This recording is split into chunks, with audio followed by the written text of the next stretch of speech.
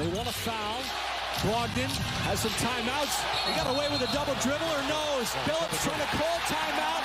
He's lined up on Brandon Schwab, and he got teed up. He was actually out on the floor, and he's still out on the floor. And that's going to be a double technical, and he's headed to the showers. Now you've got Scott Brooks out on the floor. Yeah. The Blazers incensed that they didn't get the timeout called. Well, I don't know why the player didn't call it. Brogdon tried to dribble the basketball, and he had his back to Chauncey Billups, and Chauncey is pretty upset as the coaching staff is grabbing him. But 2 technicals have been called, both on head coach Chauncey Billups.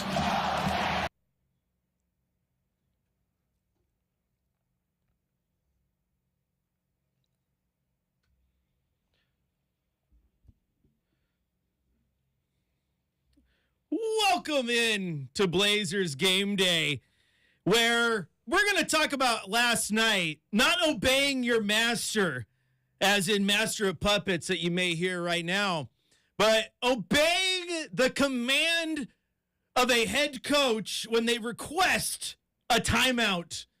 Apparently that's a hard thing in the NBA. If you want a timeout, apparently you don't get one. You need to obey the coaches when they want a timeout. Last night's game, Blazers have a 1-point lead, 15 seconds left. Malcolm Brogdon gets trapped. Chauncey Billups yells so loud from Paycor Center or Paycom Center or Ford Center or Chesapeake Energy Arena, whatever you want to call it nowadays. He yells so loud you could hear him from the hilltops of the West Hills here in Portland, but apparently Bill Kennedy couldn't hear him from about 15 feet away. Blazers turn the ball over. Chauncey gets 2 techs in a row. Shai Gilgeous-Alexander hits one of them. Tie ball game. Then Jalen Williams hits the 10-foot jumper, puts OKC ahead. Blazers get one chance to tie it or win it. Turn the ball over. Game, set, match. Thunder improved to 3-0 against the Blazers on the season in a game that just did not go down how anyone anticipated for various reasons, and we'll talk about it today. This is Chris Burkhardt filling in for the boss man Chad Doing. You'll hear him in a hour and a half with the Blazers pregame show. He's filling in for Mike Lynch today. And then, of course, Blazers tipping off against the Houston Rockets at 5 o'clock right here on Rip City Radio. And I hope Chad's listening to me. I'm not going to yell at you about doing your work and cutting audio. I know that if you don't answer my phone calls, it's okay. Shacker, on the other hand, he's a wild animal. You got to watch out for that guy. He's red in the face as we're laughing. Having fun over here. All right, but let me tell you what, fans. This is a special night, I think, at least on Rip City Radio, because I'm not the only voice you're going to hear on Game Day today. I brought in a very special guest, and if you're on YouTube right now, youtube.com, type Rip City Radio. Right over my shoulder, you can see a little Hillsboro Hop towel, a little Corbin Carroll, former Hillsboro Hop, current Diamondback bobblehead, a broken bat from Jack Hurley, which is just awesome. I have to resist the urge to swing it because I'm a former baseball player myself, which anything that it resembles a bat or is an actual bat, I think it's like written in the rule book of life that you have to at least take a cut or two.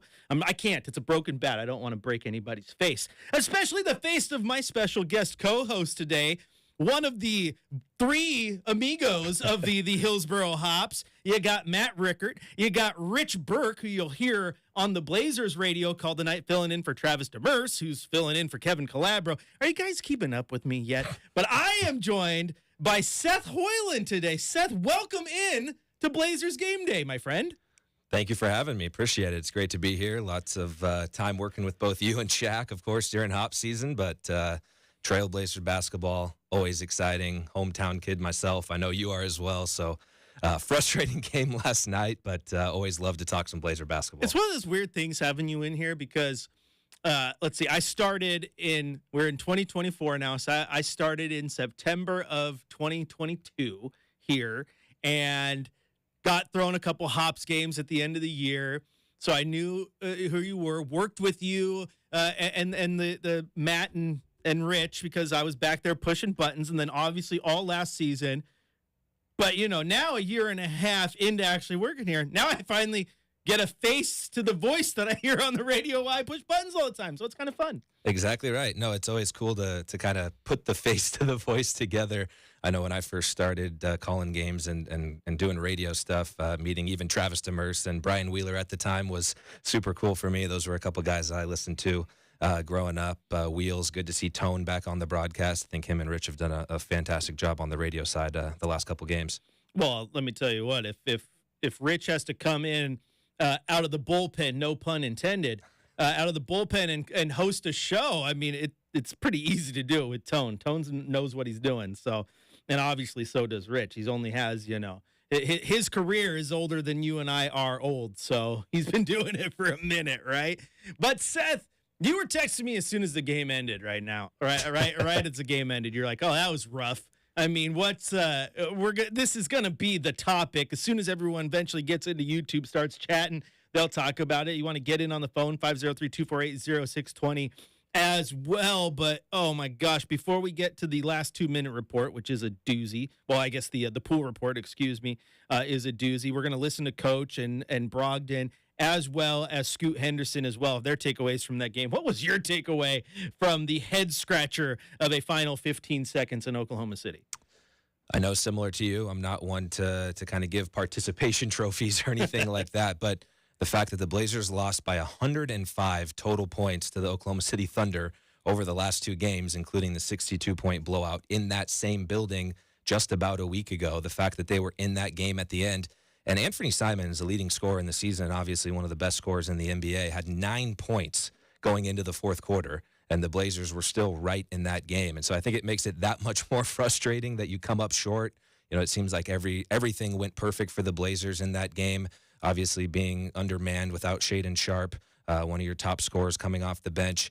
Obviously, you guys talked a lot about Jabari Walker and his play, his 4th double-double of the year, putting up 14 and 13.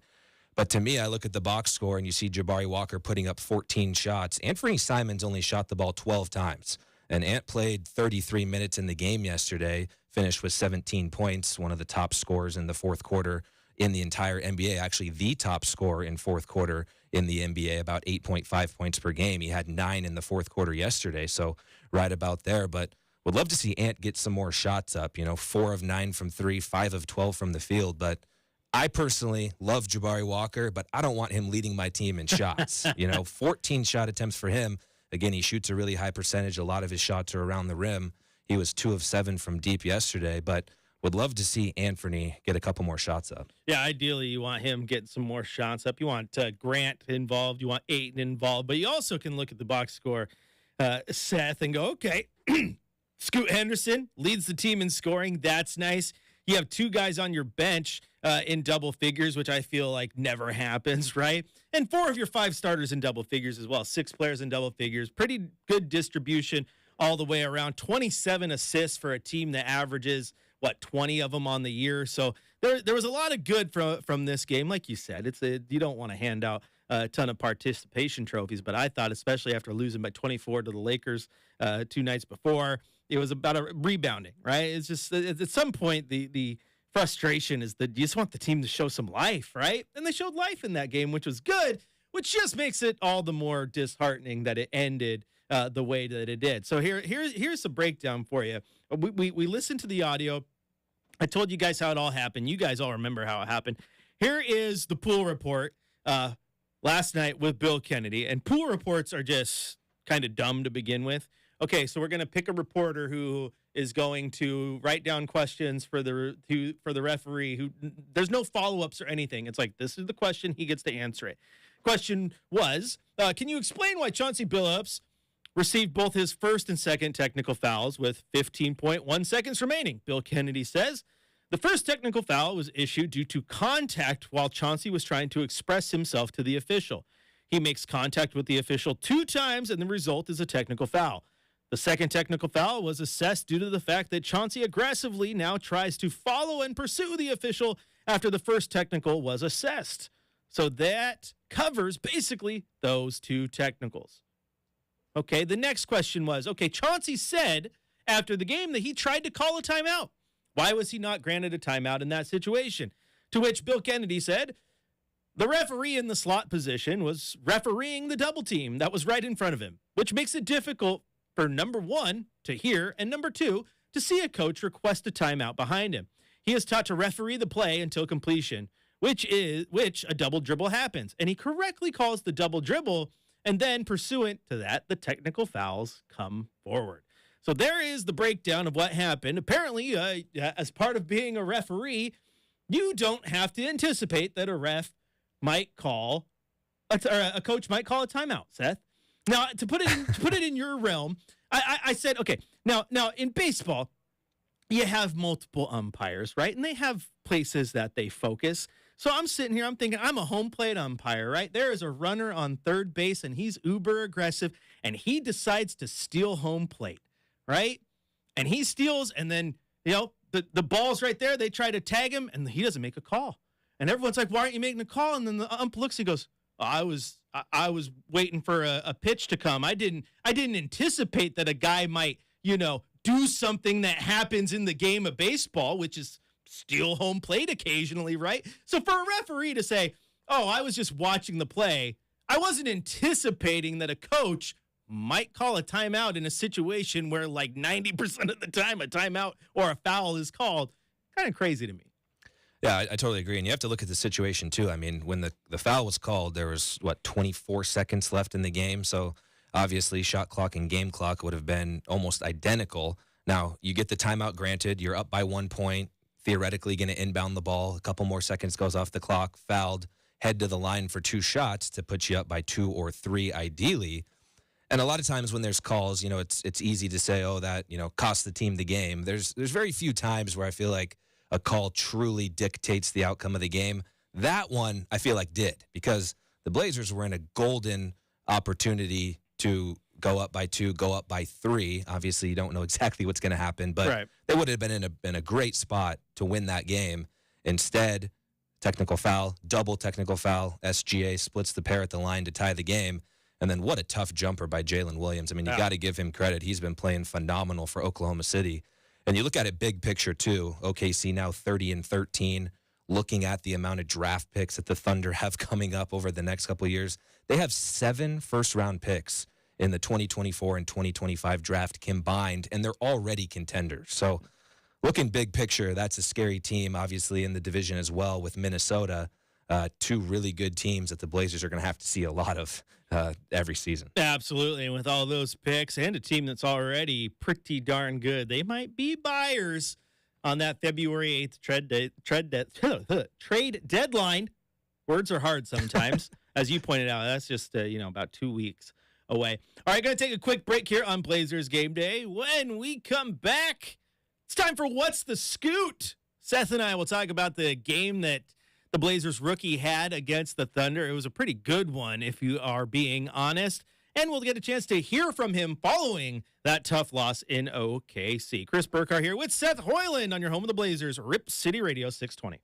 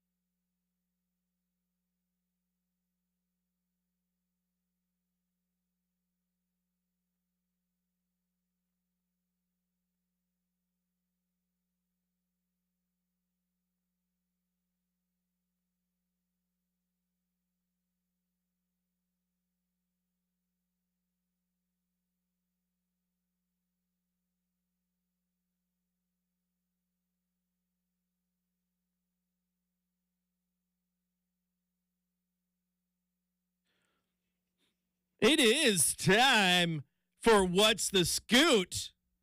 It's also time for Who's That Man in the YouTube chat. No one believes that Travie is not Travis Demers. Even the Rip City Radio account's trying to call him out. He said he's not. And apparently, remember, when you say you're not, internet's true. I believe him. Travie, if that is your real name. Like to have fun. Thanks for joining the chat. If you want to join the chat with Travie, head on over to youtube.com. Type in Rip City Radio. Join the chat there and have some fun with us. But it is time for What's the Scoot. And in that game last night, Seth, Scoot Henderson, 7 of 18 shooting, 2 of 6 from deep, 7 assists, 19 points to lead the team. Pretty good game from the Rook. Game from Scoot, obviously 18 shot attempts there. Talking about the shot attempts from Anthony Simons again, he only shot 12. Jeremy Grant only 10 shot attempts in that game too. Love the 7 assists. One thing about his stat line that I like a lot, Chris, is the 5 personal fouls. Now that might sound weird, but it sounds weird. It shows aggression. Now it's tough a lot of times for rookies to want to be aggressive out there, want to be physical. The 5 fouls shows me that he was very physical on defense. Always not a good thing to pick up 5 personal fouls, but looking at his fouls, it hasn't been a big issue during the year. Of course, when he's guarding guys like SGA and Josh Giddey, a lot of good physical guards. Like to see that toughness from the rookie out there. 26 minutes for him. Of course, left that game against Indiana after being 4 of 4 from the field, 10 points in just 8 minutes. And then nasal contusion, an injury you don't hear all the time. But love to see him out on the floor. I think, obviously, he started the season very slow. A lot of Blazers fans were frustrated, upset. You can remember the fact that he's only 19 years old. And I think just as the season goes on, the Blazers are going to be in a good predicament here by the end of the season. You're going to have experience from Scoot Henderson. Hopefully, Shaedon Sharpe comes back soon. And then Anthony Simons. You're going to have 3 guards who are really going to be fighting for 2 starting spots. So it'll be interesting to see what direction the Blazers go. Obviously, Shea could potentially play a 3 if you want to play all 3 of them together, but it's going to be really interesting to see with the development of Scoot, what do you do with the 3 guards who really all 3 should be in a starting lineup in the NBA? Yes, and obviously that will be the question and the $1 million question. What do you do? The tough part when it comes to that is I think right now it seems like the bench is where Scoot belongs, just to continue to learn some things. But you can't have him there forever, right? You're going to want to get him into the lineup, and hopefully he earns that spot. But you do got to run the risk of deja vu, right? Like, okay, here we go, 3 really good guards, only 2 guard spots, and that's where the trades and the rumors come into play. But you don't want to have a full rehash of the Dame CJ Ant situation, right? You want to make sure these guys are getting their minutes. But speaking of Scoot, let's rewind this and head out to OKC, where he had a chance to talk to the media after the game. All right, Scoot. So, I guess first we got to ask your thoughts on just how that played out at the end with Chauncey getting those technicals. Man, it'd be like that, I guess. You know what I mean? I guess that's, that league and, official making tough calls. You got to look at it from both sides, you know what I mean? Tough call for the official. Not really, but that's a call that I'm pretty sure they're trained for to make, and you got to make those type of calls. Yes, sir. But, yeah, man, I think they just got to go back and watch film, the officials. And then for CB, shoot, you want a coach like that fights for his players. So, tough late game situation, but, it is what it is. We just got to live with it and go on to the next Houston. How did you feel like you guys performed tonight, particularly kind of in reference to the way things went last time here?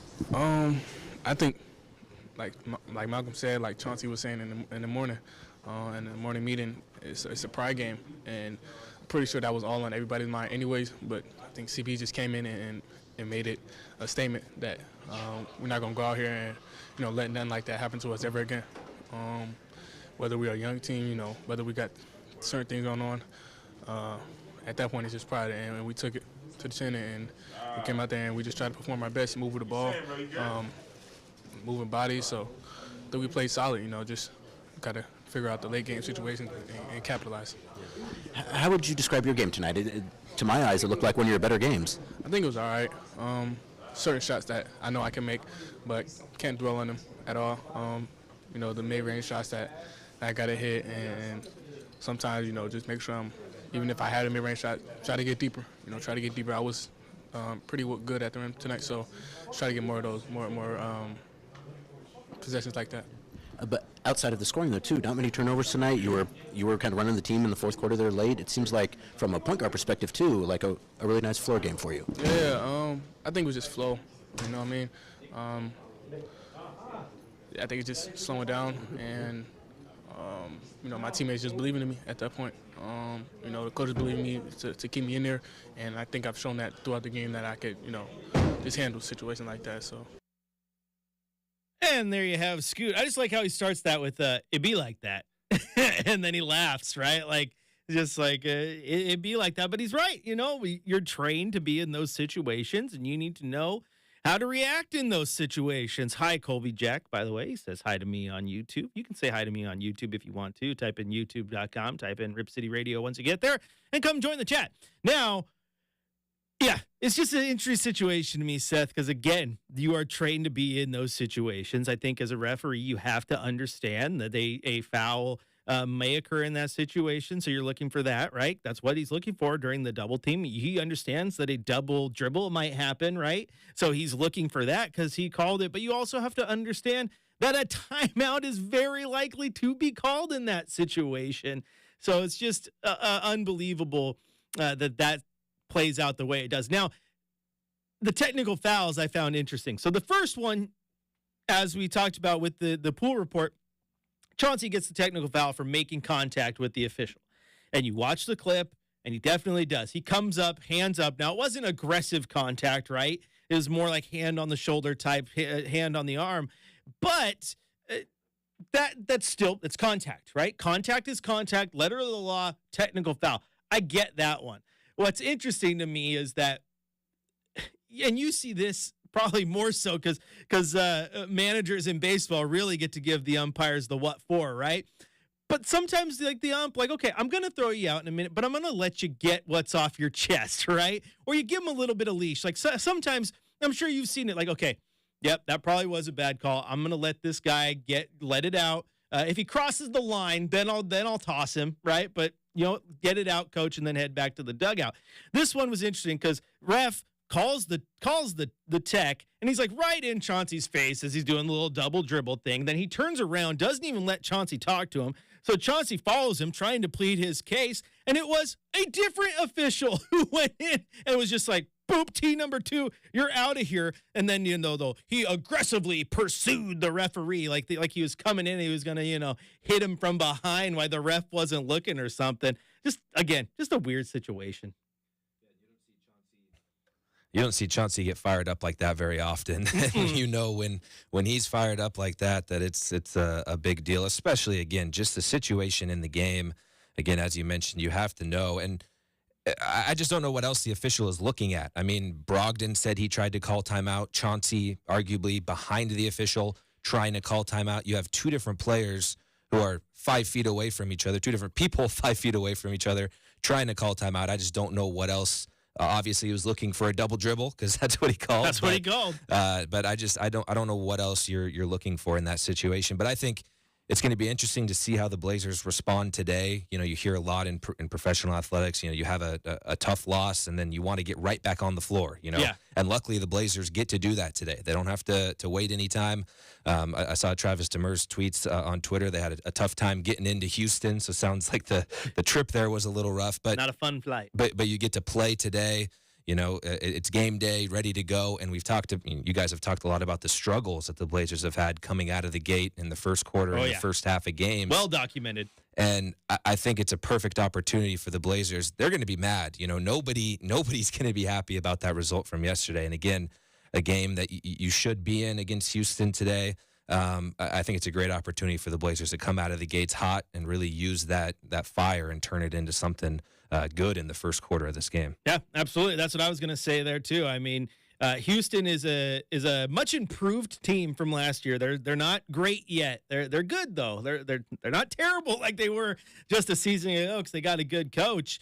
But at Portland, I would hope that maybe they're good enough to let that inner dog out. They haven't shown the dog side a lot this year, but a game like this might be the catalyst where, like you said, you come out and you're like, you know what? point to prove. We're just going to come out hot and lay the hammer down. That would be nice to see tonight in Houston. All right, we're going to take a quick little break here on Blazers Game Day. When we return, we're going to head over to the Coach's Corner. We're going to hear from head coach Chauncey Billups following the loss to Oklahoma City, and we'll continue to talk about that referee debacle and then eventually get you ready for Blazers versus Rockets, tipping off tonight at 5 o'clock right here on your home of the Blazers, Rip City Radio.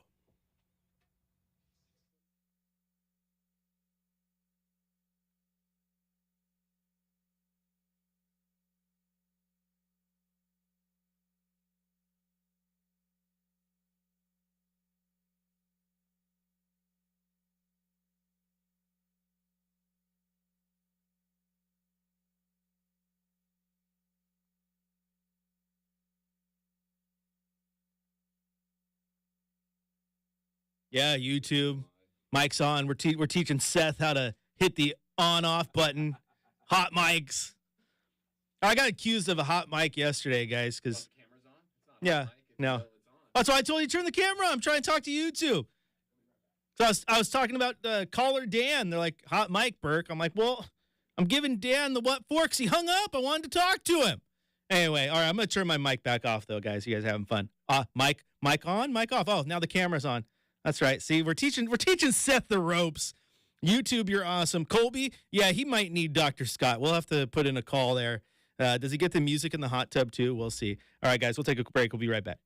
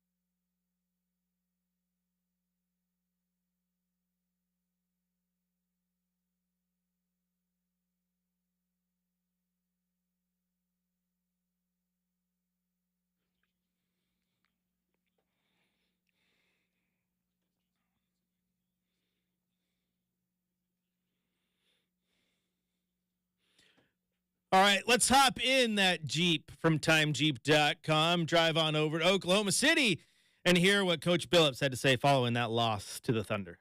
Coach, I think it's pretty evident and obvious that the frustration was from trying to call the timeout and them not hearing you. Is that accurate? Yeah, I mean, this is a tough situation. We got timeouts. Referees usually are prepared for that, that instance, that situation. I'm at half court trying to call a timeout, It's just frustrating play. My guys play too hard for that, It's a frustrating play. So Malcolm's bringing it up. He tries to call timeout. You try to call timeout. They call double dribble instead. And then that's okay. I just want to make sure I had that correct. I guess other than that, how do you feel about the way you guys played, particularly in reference to kind of what happened the last time? My guys played amazing. They took the challenge. Came in here, saying all day that, we need to go demand some respect, based on the way that we've played against this team. They blew us out 62 a week and a half ago, and we said, listen, either you're going to roll or you're going to get rolled on. That's how this game works. And our guys, they rolled today. They played really good. They shared the ball. Defensively, I thought we did a really good job. We made them earn everything, today. And I was proud of my team. And they didn't deserve for the game to end like that. So, obviously, I feel bad for putting us in that position. But also, I got to stand up for my guys, and it is what it is, and I'll do it every day of the week.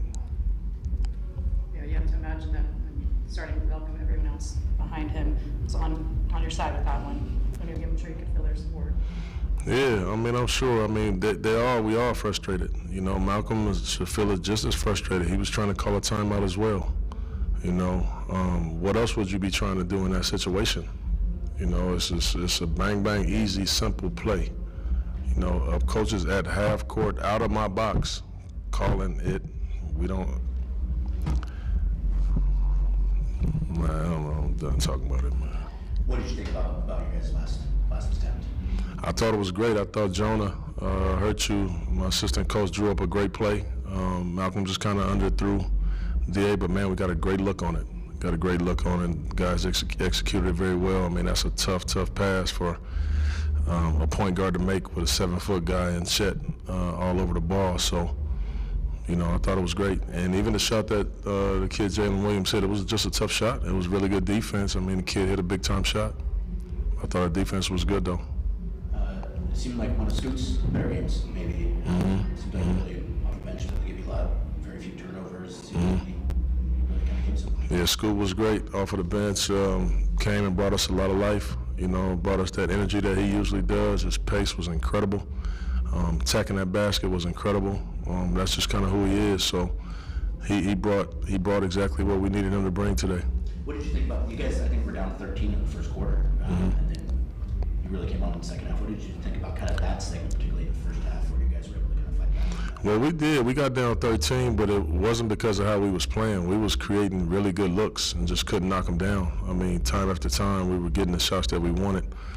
Couldn't knock them down. Obviously, that team is so hard to guard. They got so many guys that can hurt you, so they were scoring. We were getting good looks, but I said, let's just stay disciplined. Keep trying to create the same type of opportunities, and we did. Started knocking down. The bench came in, gave us a huge lift in that first end of the first quarter and the second quarter. Kept us in it, and it was just a ball game the whole way. There you hear Coach Billups. I just like midway through, and he's just like, yeah, I'm done talking about it. He's done talking about it. And Seth, you could hear it. And justifiably so. I think we were on the broadcast in the post-game show. I think there was a little bit of frustration following a call like that. Yeah, just, again, such a tough way to end a game. And you really feel like that call, again, dictated the outcome of the game, where a lot of times when there's complaints about officials or calls being made, it's not in a true crunch time situation where it truly dictates the outcome of the game. And again, I felt like the Blazers would have been in a great spot to put that game away, hit a couple free throws. Obviously, you don't know what's going to happen at the other end. OKC has some really good shooters. But yeah, just a tough way to go down. And again, in a game where nobody really thought you had a chance, a team that you just lost to by 60-plus points. Truthfully, in the building, who knows who actually thought they had a chance in that game in the locker room. They'll tell you they all thought they could win, but, who actually knows when you go into that game. I think just the fact that it was so close in crunch time, all those factors together, just really frustrating. And again, you haven't seen Chauncey like that really at all in his 3 years here as Blazer head coach. I'm trying to think back of a time where he was that fired up. And I can't think of anything off the top of my head. No, he doesn't. He doesn't get that fired up that often. And in that situation, it's interesting that happens. Like I said, it costs the game. Let's listen to one more player real quick, because Malcolm Brogdon talked to the media as well, and nobody had a closer view to being double-teamed and in that situation than he did. It seems like you looked like you were trying to call timeout. Yeah, no. Chance, the whole staff was calling timeout. I turned literally to the ref on the sideline. Clearly the ref didn't want us to have a timeout, so we couldn't get one. I get scratched in the face. I'm bleeding at the end. This one's not on us. How do you feel like you guys played otherwise? Because it seemed like this was really one of your better efforts, particularly considering the way the last game I thought we played great. I thought we gave ourselves a good chance to win against an excellent team. Today earlier when we had our meeting, Chauncey said this is just a pride game. We had a historic loss, an embarrassing loss to them early on, and we wanted to come in here, play hard, and put up a good fight. And I thought we did that. I thought we executed. We played, to our strengths, and played a really good game all around on both sides of the ball. So that's all we can ask for, and we'll move on to the next one tomorrow. You just listen to this beginning just one more time. It seems like you looked like you were trying to call timeout. Yeah, no. Chance, the whole staff was calling timeout. I turned literally to the ref on the sideline. Clearly the ref didn't want us to have a timeout, so we couldn't get one. I get scratched in the face. I'm bleeding at the end. This one's not on us. This one's not on us, says Malcolm Brogdon.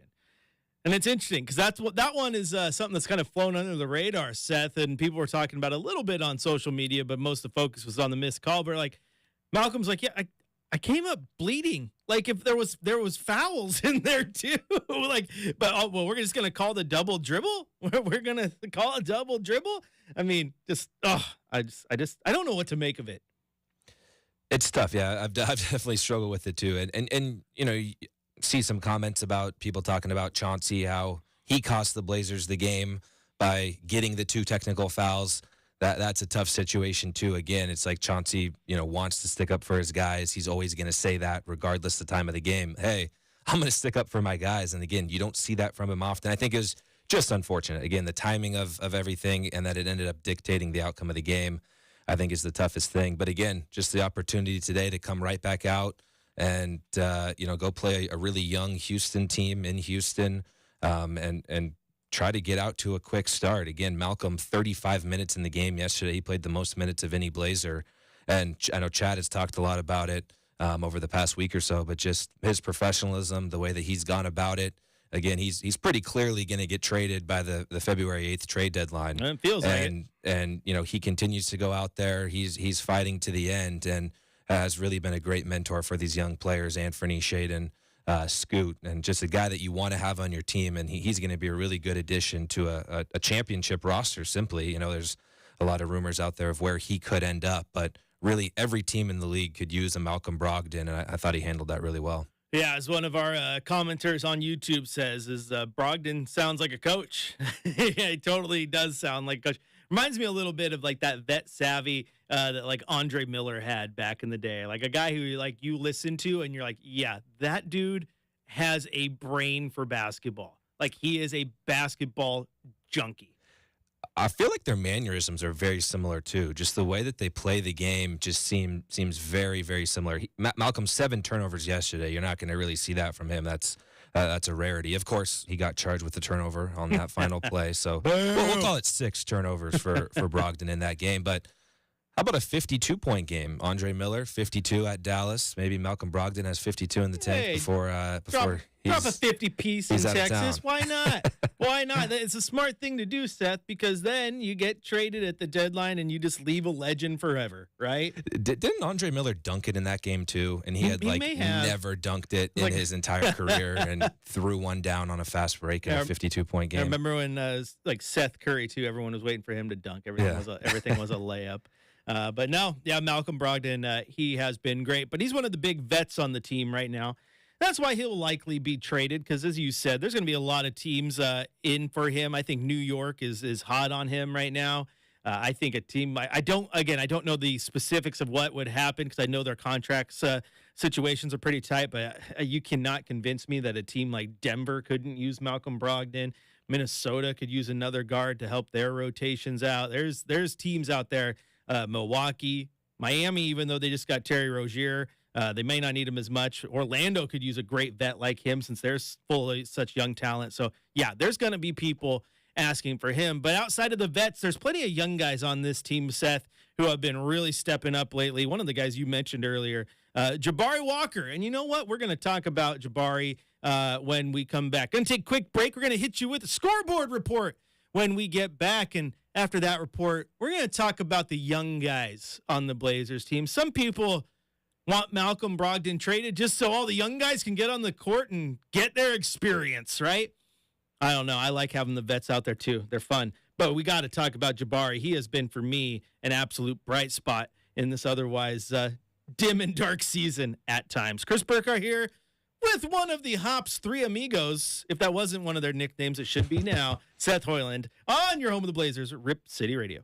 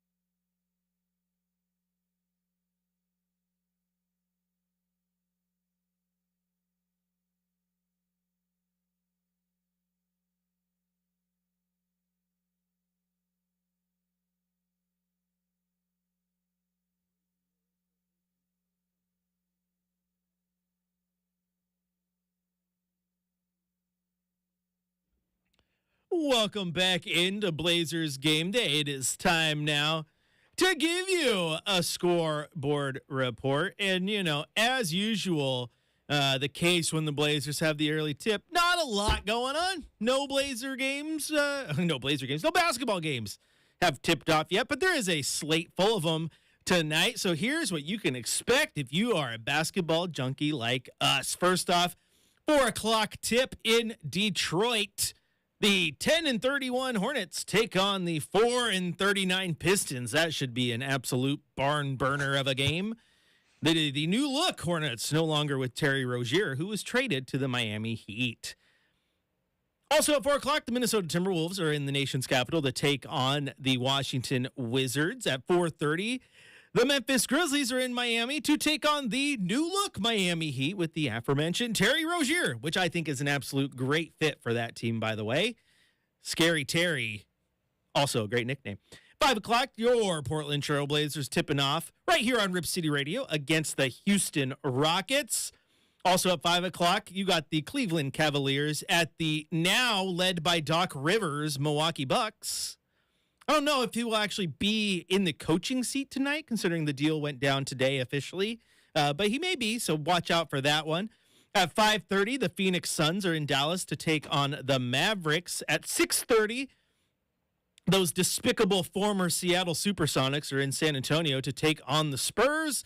And the final game of the night at 7 o'clock, the Atlanta Hawks are in Golden State to take on the Warriors.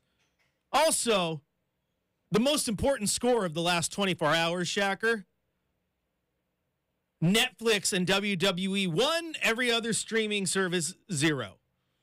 Shacker yesterday, Seth, I don't know. See, you're a little too young, okay? So you may have missed the window of the awesomeness that was the Attitude Era, okay? It's Stone Cold Steve Austin and The Rock and Prime Undertaker. Yeah, he's giving me the look like, the hell are you talking about? Are these Power Rangers or something? No, these are professional wrestlers, Seth, okay? Yesterday, news came out that Netflix paid, $5 billion or something like that for the rights to WWE Monday Night Raw to be streamed on Netflix. Shacker was so taken aback by the news. He was missing cues. He was playing the wrong sounds, and he was blown away. I couldn't believe that happened, but I think it's connected to Peacock airing live NFL playoffs. So I think there's a tie between Peacock and Netflix for live sports. Oh. Interestingly enough, though, NBC, they paid billions of dollars to buy the WWE network. So if people watch Raw, a couple million, a couple million, 23 million. Yeah, true. Yeah, so pretty soon I think the NFL playoffs will be on Netflix. Now, I did do some digging, and a thought that you and I had, I told you, I was like, wait, Netflix, that's commercial-free content. Is Raw going to go commercial-free? And I did some digging with some sources that I have around the biz, and that is the early rumor. So every Monday, it's a premiere event, like they do monthly. Uh-huh. Let me tell you what, that's the only bad thing about going to the live events is the commercial breaks. It just kills the momentum of the show. When a wrestler comes out to a massive pop, okay, like Monday Night Raw when they were here a couple weeks ago, is Shinsuke Nakamura versus Cody Rhodes in the main event. Yeah, I'll get back to you in a sec, Seth. You just calm down, okay? Having fun. But Nakamura's music hits. Gets a good crowd pop. He comes out into the ring. He's dancing. Everyone's waiting for Cody Rhodes' music to hit.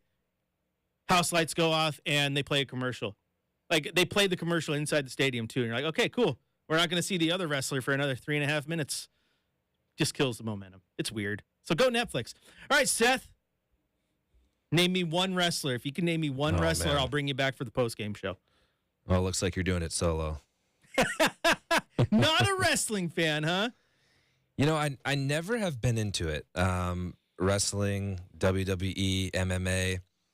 I don't know what it is. I know the wrestling and the WWE, is scripted and things like that. But the actual fighting and wrestling, I've never been into. I don't know why, but I just it's not my thing. Well, maybe next time the Hops have the Soñadores night, is that how you say it? Yeah. When they have that night, maybe they should tie in some Lucha Libre as well, Mexican wrestlers.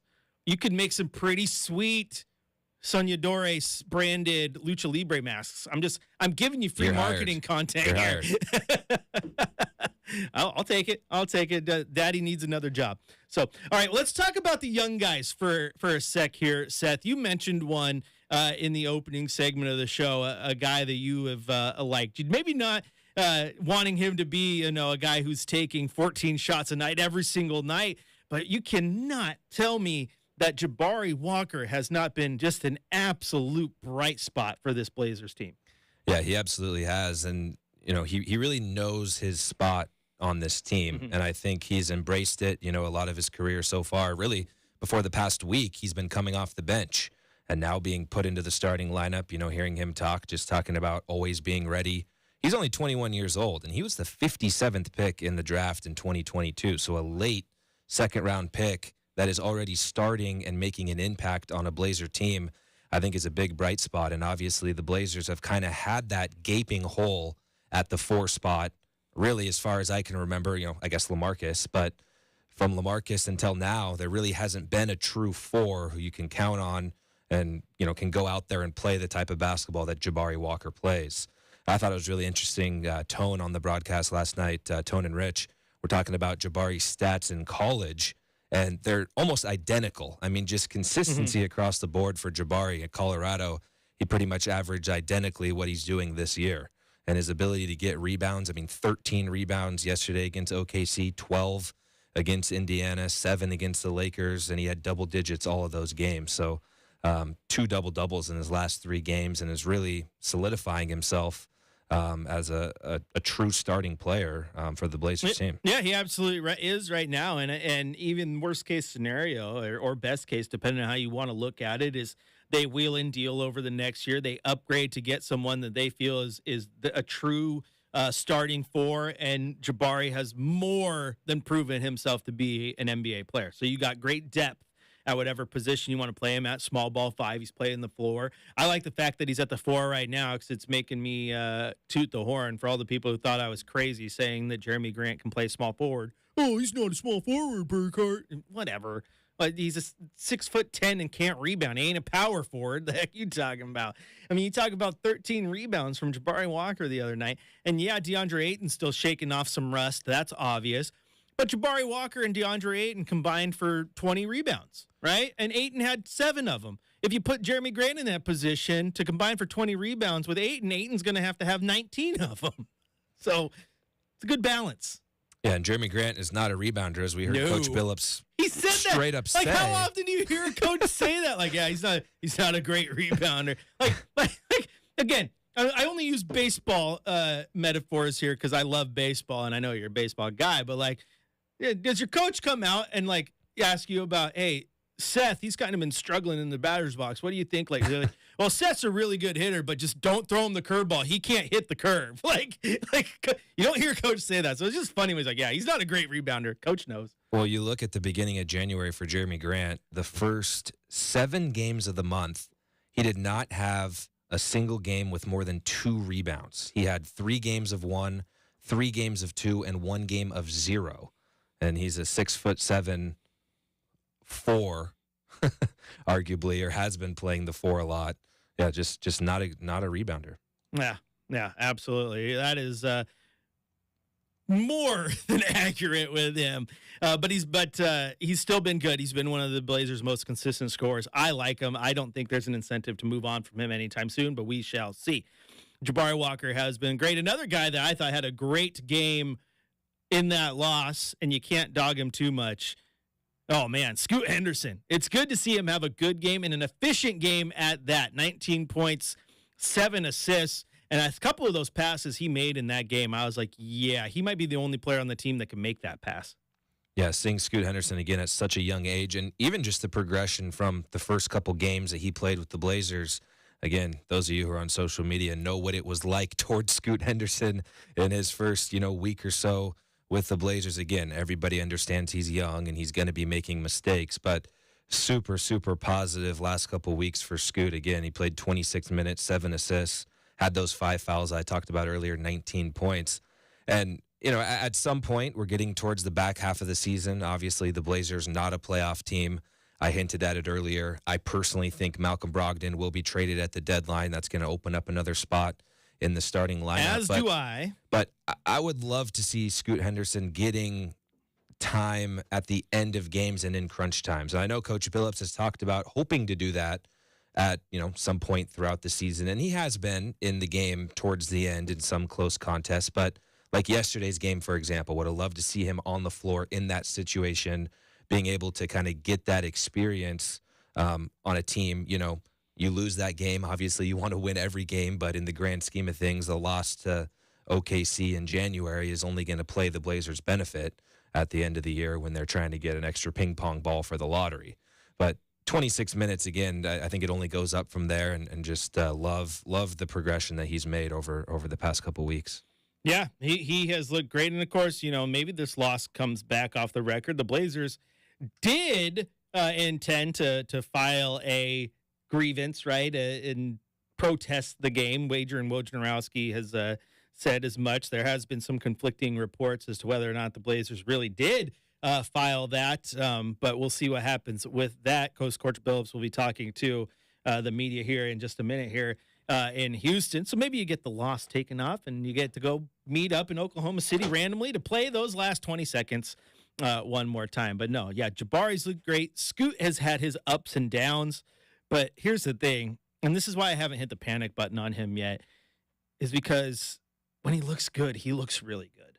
And I think there's still the sky's the limit for that kid. We put crazy expectations on guys who come into the league at 19 years old, right? With not a ton of experience. And it's so easy for players to compare him to Dame because Dame was a guy who was here for the last decade. Yeah, but Dame came in with 4 years of college basketball under his belt, man.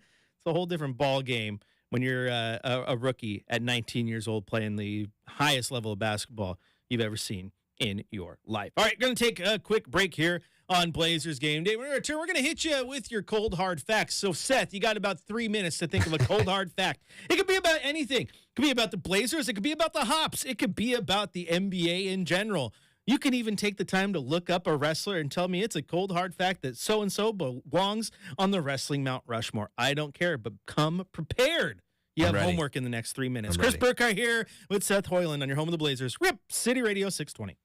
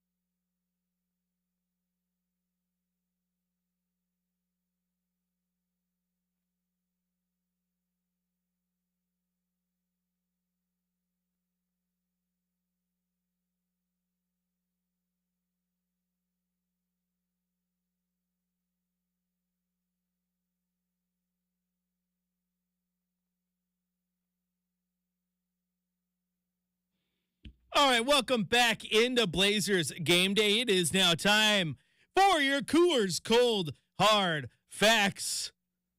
Seth, what you got? I gave you 3 minutes. You passed the homework exam? I had this one ready coming into today, and here's the reason why. Now, it's a throwback. It's not a Thursday, but we're going to do a throwback anyway. 11 years ago to the day, LaMarcus Aldridge was named to his second career NBA All-Star game. And the reason I know that is because it popped up on my Facebook memories, a post from 15-year-old Seth at the time saying, "Congrats to LaMarcus, my favorite player in the league, second NBA All-Star." So LaMarcus Aldridge, 11 years ago today, made the All-Star game for the second time in his career. Well, there you go. That's a fact. It's factual. The Wayback Time Machine. There you go. Couple cold hard facts related to this situation and this game. I think one cold hard fact is that I think the Blazers youth is getting better. I think that's a fact. I think the Blazers team is going to struggle. That's also a fact, as we've seen. But I just love the fact that you're getting good games here and there from Scoot Henderson with all the pressure that's thrown on his shoulders. I love the fact that Jabari Walker has come out and has been an absolute silver lining. I love the fact that despite the situation they were signed into, that Duop Reith and Ibu Baji have taken full advantage of their chance to get NBA minutes. And Duop Reith especially, he's going to end this season with a full-time contract with the Blazers because he's been incredible. So, yeah, it's a factual. The young guys are getting better. It's just unfortunately they're just not good enough yet to be competitive every single night in the NBA because that's going to take some time. Also, I think it might be a Coors cold hard fact. I've said this about Minnesota as well, even though Minnesota's dropped a few games here. But, man, OKC, they're not going anywhere. 30-13 on the season. I mean, they have been good since day one this year. And with them and Minnie, it's been like, hey, when they going to fall? When they going to fall? When they going to trip? It's going to come. They haven't done it yet. And at this point, 40-plus games into the season for all these teams, they are who we thought they were, as Denny Green would say, right? So OKC is a good team. Like, this is a playoff team, and I think it's going to be interesting because, as you said, I mean, they got plenty of draft capital to continue to get better as the years go on. But when you look at that core, right, you look at Shai Gilgeous-Alexander, you look at Chet Holmgren, you look at Jalen Williams, that's probably their big three. Josh Giddey plays incredibly well for them as well. Lou Dort it's been great. They're not in for the next 5 years or whatever, Seth. Like, they're not in draft young guys mode. They're going to be in talent acquisition mode, which means they're going to start using those picks to get vets in there as quickly as possible to help round out that roster. Well, and you see Pascal Siakam costed 3 first-round picks. I mean, if OKC is willing to give up right. a couple first-round picks, they could get another superstar besides SGA. And I think just the way that OKC went about their rebuild, of course, Sam Presti has done a phenomenal job there. And, you look at the teams that OKC had, 10 years ago with James Harden and Paul George and a lot of the players, Russell Westbrook, that they had and didn't necessarily get over the hump with. I think now, you see those young guys coming through, and I think it's going to be a rebuild kind of model for the NBA. Teams are going to be looking at this rebuild the way that Oklahoma City went about it. You haven't seen them do much through free agency. It's been a lot through the draft picks and the homegrown players, trades, obviously getting SGA in the trade for Paul George. And as you heard yesterday, Paul George even saying, I think the Thunder won that trade by trading me and getting SGA. So OKC is very, very scary, I think, for the entire NBA, and just a really exciting team to watch play. And I think that they've really done it the right way. Kind of compare them, minus the cheating, to the Houston Astros, the way that the Astros kind of did their rebuild. Bang the trash can, guys. Really starting from, their farm system and working up with those players. OKC finally. By the way, I've been over here just making nothing but baseball references, and you finally throw one out for me. I was lobbing you wiffle balls, my man. I know, I was striking out, but there you go. There's the first one. And it happened to be the Houston Astros, who would probably be the last team I would ever want to talk about. But I think that the team that they have, they've really done it the right way, and it's something that the Blazers and every team in the NBA should try to model and try to follow. Yeah, absolutely. Now, trade deadline is coming, and that's why you talk about OKC. They got plenty of picks, so maybe they're going to be in talent acquisition mode. And Malcolm Brogdon has been a name. Jeremy Grant's been a name. Might be interesting. I don't think Oklahoma City would be interested in him, but as Sean Highkin pointed out just the other day, is the fact that if Robert Williams were healthy, he's probably part of the long-term plan. But considering they get him, he gets hurt so quickly. Maybe if there's someone calls about him, then the Blazers, they put their feelers out and they see what the market is for him, if there's any whatsoever. Now, on his podcast, it does appear that Woj just said that the Blazers aren't being very active in trade talks around Malcolm Brogdon, which I think is complete, let's poker face, right? Right? Like, oh, yeah, we're not really looking to trade him. We really like him being here with Chauncey because he helps with the development of the young guy. No. Teams are going to want him, and he's going to get you assets. So you got to do it. You got to do it. What's Kirk talking about? Cascade Athletic Club in Gresham. That's funny. In my chat, I used to work for Cascade Athletic Club, as did my wife. She worked out there at CAC in Gresham. I worked at East Gresham as a personal trainer for a little bit. You probably ran into each other, Kirk, if you were out there all the time while I was working out. There you go. Fun times. Random Cascade Athletic Club reference in the chat. See, this is what YouTube does to me. It derails me. I look over, I see the chat. Now I know why Chad doesn't look at it. Chad, he's like, nope, can't do it. Got to focus on the show. It derails me. I'm off my rails here.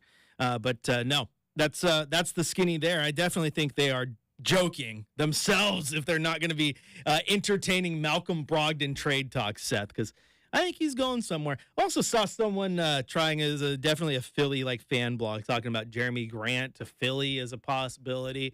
I could see where that would make sense, but I don't think the Blazers have a ton of incentive to trade him right now. I do think that regardless, that this lineup is going to look much different on February 9th than it does on February 8th. Yeah, definitely. And seen some rumors around Matisse Thybulle as well, depending on, what teams really need a kind of 3-and-D guy. But absolutely, I mean, Malcolm Brogdon is going to fit right in on pretty much any contending team in the league. I mean, I can't really think of a team out there that wouldn't or couldn't use a player like Malcolm Brogdon. And actually, I think Philly would be a good fit for Malcolm Brogdon now. Their backup point guard, Patrick Beverley, and it would be a big upgrade to have Brogdon coming off the bench there. Yeah. All those teams. And I said for a while laughingly, that's like I'm just mentioning teams that he used to play for. But I'm like, I think Milwaukee makes sense. I think Indy, half the league. Yeah. Malcolm, he's only played for. He's only been for a couple. Yeah, Boston, Milwaukee, and now he's here in Portland, and then Indy, of course.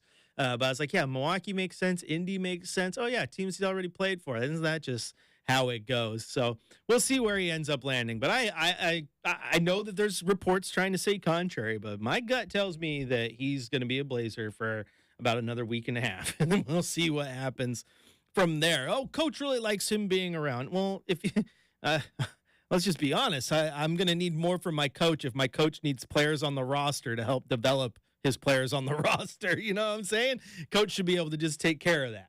But that's it. Trade deadline coming in just a few weeks. We are here on the 24th of January. Trade deadline February 8th.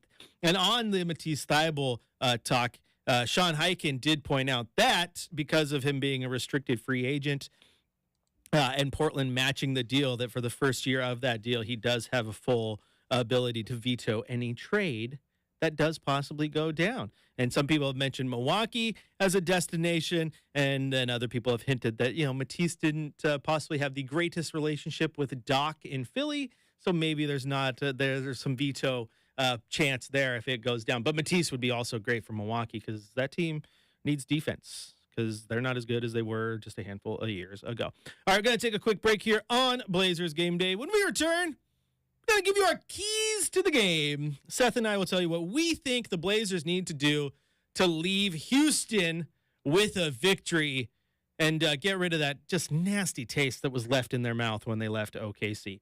Chris Burkhardt here with Seth Hoiland on your home of the Blazers and those Hillsborough Hops, right? Riv City Radio, 620.